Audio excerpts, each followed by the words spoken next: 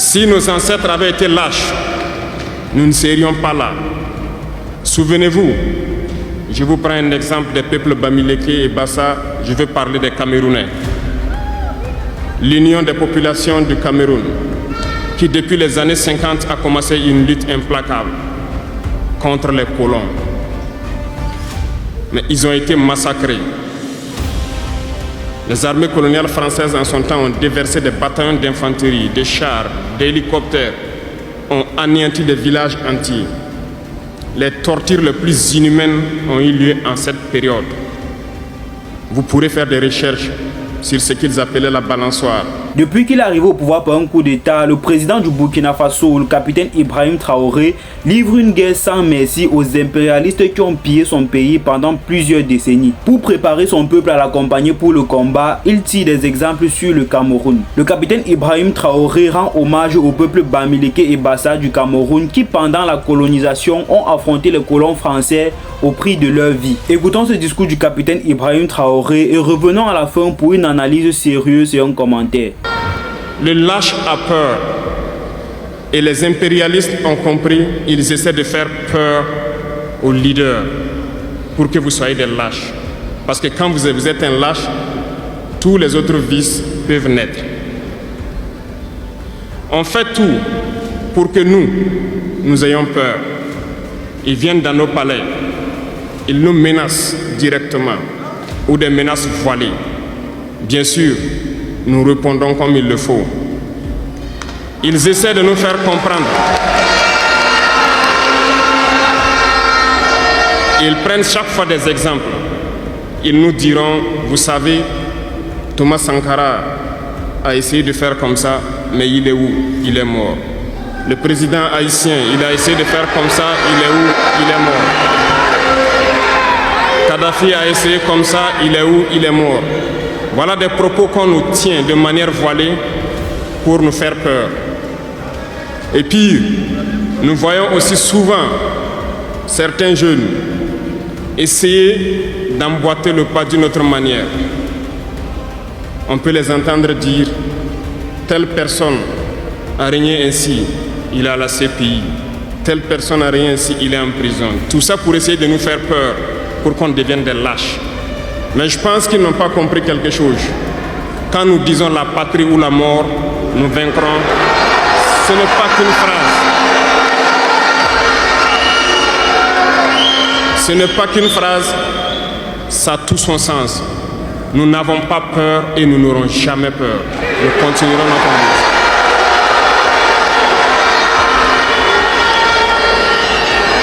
lutte. Ils ont fait peur sûrement à beaucoup de chefs d'État africains. Vous voyez, souvent quand on s'exprime ou lorsqu'on a l'occasion d'être dans certaines situations à l'extérieur, nous tenons souvent des propos pour interpeller les chefs d'État africains pour qu'on se réveille, prendre soin de notre jeunesse pour pouvoir amorcer notre développement réel. Nous sommes souvent mal compris. Certains ont riposté publiquement à nos propos parce qu'ils se sentent indexés.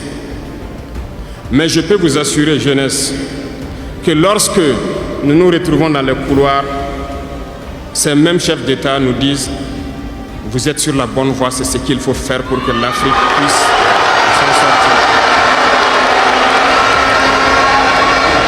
Alors, nous leur posons des questions à savoir pourquoi vous ne faites pas comme nous, pourquoi vous ne nous accompagnez pas. Certains nous disent qu'ils ont les mains liées, certains nous disent qu'ils ne peuvent pas. Chers aînés, chefs d'État africains, du haut de cette tribune, donc, je souhaiterais dire que les peuples africains sont les peuples les plus pacifiques. Lorsque vous reconnaissez un tort, il faut le dire au peuple. Que nous n'ayons pas peur demain de sortir et dire au peuple, nous nous excusons, nous avions été compromis, nous avons des biens mal acquis, on nous a compromis par plusieurs choses et que nous demandons pardon et nous revenons sur la bonne voie. Et de commencer à travailler réellement pour l'indépendance de nos États et notre émancipation. Et je pense que c'est possible. Si nous restons dans cette posture de peur, nous serons lâches. Et l'histoire nous jugera. Nos enfants poseront des questions, nos petits-enfants poseront des questions. Nous sommes en train d'écrire l'histoire, il n'y a pas de place pour la lâcheté.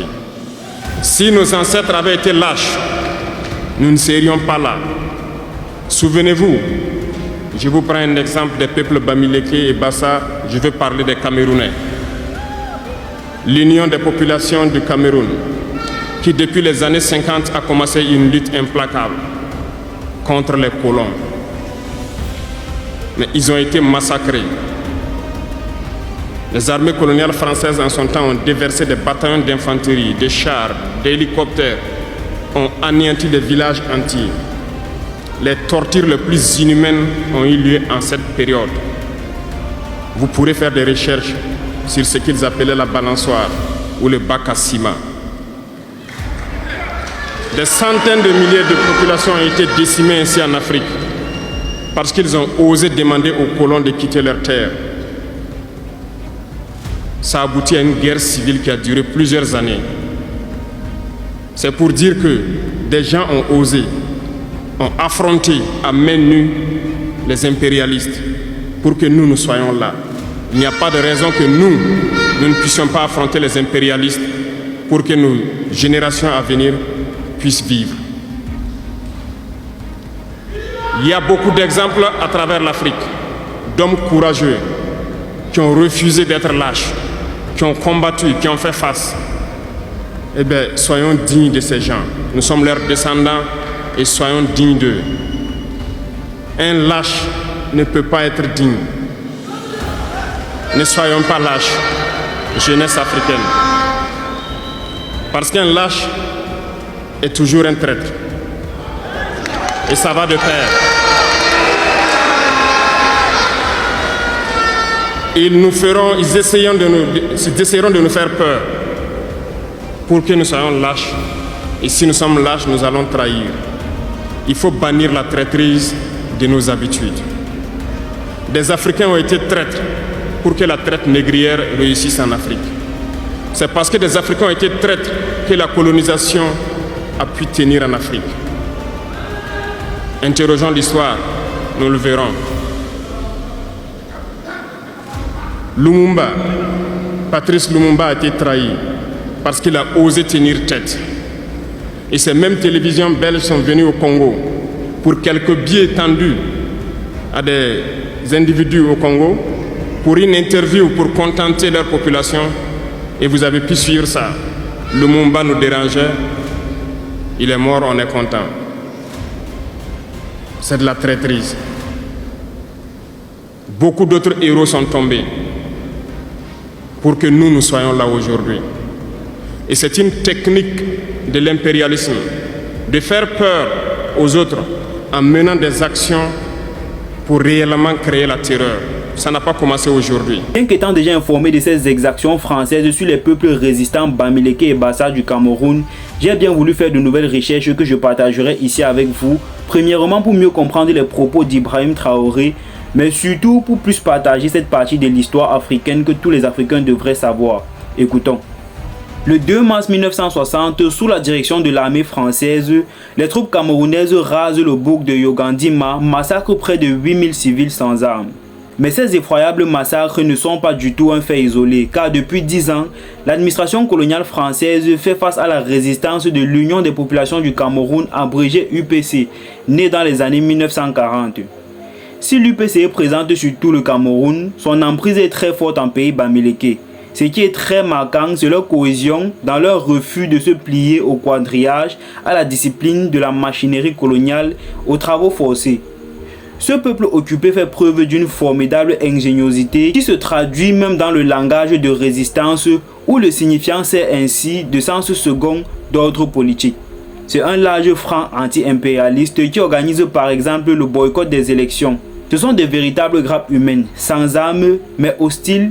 Ils battent le passage aux camions de l'armée en s'agrippant aux voitures. Leur rage est d'autant plus grande que les maquisards, opérant presque à main nue, mais sur plusieurs fronts, remportent des succès ponctuels. Le colonisateur met tout en œuvre pour mater ces rebelles et interdit l'UPC en 1955. Le haut-commissaire français Pierre Messer, futur ministre de Gaulle, a organisé des expéditions punitives sanglantes ainsi que l'assassinat de nombreux leaders de l'UPC, comme son secrétaire général et fondateur Rouben Oumniobé dans son village natal le 13 septembre 1958. À l'indépendance, le 1er janvier 1960, Jacques Foccart installe au Cameroun un gouvernement fantoche présidé par son ami Amadou Ahidjo. Il s'agit d'un homme sûr en faveur duquel le pouvoir colonial mettait depuis longtemps des paquets de bulletins dans l'urne. Le jour même de cette indépendance fictive, le jeune État signe un accord d'assistance militaire avec la France. 2 conseillers militaires viennent encadrer le président Ahidjo, le capitaine Noiret et le capitaine Leroy. L'ancien ministre des Armées Pierre Guillaume confirme. Foccart a joué un rôle déterminant dans cette affaire. Il a maté la révolte bamileke avec Ahidjo et les services spéciaux. Au passage, on notera la présentation ethnique d'une révolte politique. Charles de Gaulle dépêche alors 5 bataillons d'infanterie commandé par le général Mas Briand, vétéran des guerres d'Indochine et d'Algérie, surnommé le Viking, auquel se rajoute un escadron de blindés ainsi qu'un escadron d'hélicoptères et de chasseurs bombardiers T-26. Un bamileke résidant alors à Tchang et qui était amené à circuler dans cette région montagneuse où se cachaient les résistants de l'UPC racontera: les soldats français raflaient des bamileke en ville, puis les relâchaient en pleine campagne en leur disant d'aller rejoindre leurs frères au maquis. Quelques jours plus tard, évidemment, il les retrouvait errants. Cela faisait des maquisards qu'ils capturaient sans mal ou tuaient sur place. J'ai dit au colonel Gribeng, commandant du groupement de Tchang, vivement que la paix revienne. Il m'a répondu: bien sûr, vous les Camerounais, vous serez contents. Mais nous les militaires français, qu'est-ce que nous allons devenir? Heureusement qu'il y a le Congo. L'armée ne fait pas de quartier, les cadavres sont exposés dans les villages, de même que les têtes des prisonniers qui ont été décapités. Entre février et mars 1960, 150 villages bamileke sont incendiés et rasés. Un bilan méticuleux des destructions de biens publics sera opéré. 116 classes, 3 hôpitaux, 46 dispensaires, 12 stations agricoles, 40 ponts seront détruits. Personne n'a recensé les logements privés détruits ni les récoltes incendiées. Personne n'a pu dénombrer des dizaines de milliers de civils qui ont été massacrés. On ne saura jamais. Je vais m'arrêter là pour la mise en contexte sur le génocide de Bamileke et Bassa. Comme vous pouvez le voir, l'article est assez long. Je mettrai le lien dans la description pour ceux qui veulent le lire car il est riche et plein de ressources. N'hésitez pas à vous abonner, partager la vidéo pour informer et surtout laisser votre avis en commentaire. Merci.